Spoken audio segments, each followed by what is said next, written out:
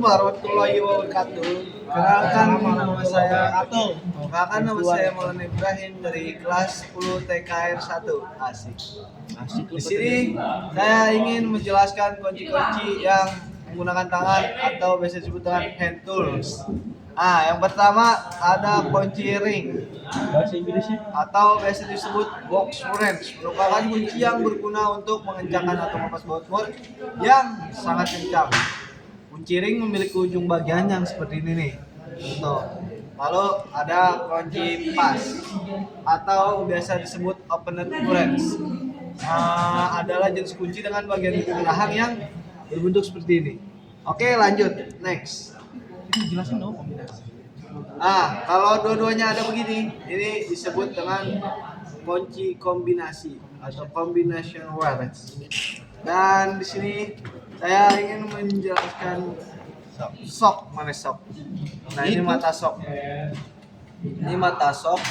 Sebutannya dia sok lah. Sama ini ratchet atau biasa disebut ratchet wrench.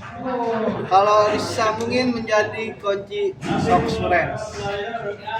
Ini bisa untuk socket wrench, ini bisa untuk membuka baut yang ada di bagian yang bisa dijangkau. Oke. Lalu di sini ada yang namanya tang. Di sini ada namanya tang potong atau biasa disebut cutting flare. Ini ada tang potong atau biasa disebut cutting flare. Di sini berguna untuk memotong kawat, besi, kabel atau yang lain sebagainya lah yang lumayan keras. Lalu yang kedua ada tang kombinasi atau disebut combination flare. Di sini tang ini bisa menggunakan untuk mencengkram dan memotong. Oke, next di sini ada yang namanya internal seal tip.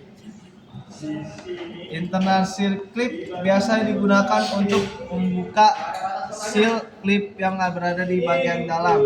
Dan satu lagi ada external seal clip. Ini untuk membuka klip bagian luar. Lalu di sini ada yang namanya test pen. Obeng test pen ini berfungsi untuk mengecek arus tegangan listrik dan obeng ya. Di sini ada obeng. Di sini ada dua jenis obeng. Ini yang paling sering sekali sangat dikunjungi kalian semua. Di sini ada obeng plus dan obeng min. Ini untuk membuka skrup yang bertanda tambah. Lalu ini yang skrup bertanda kurang. Dan apalagi ya? Ini dia.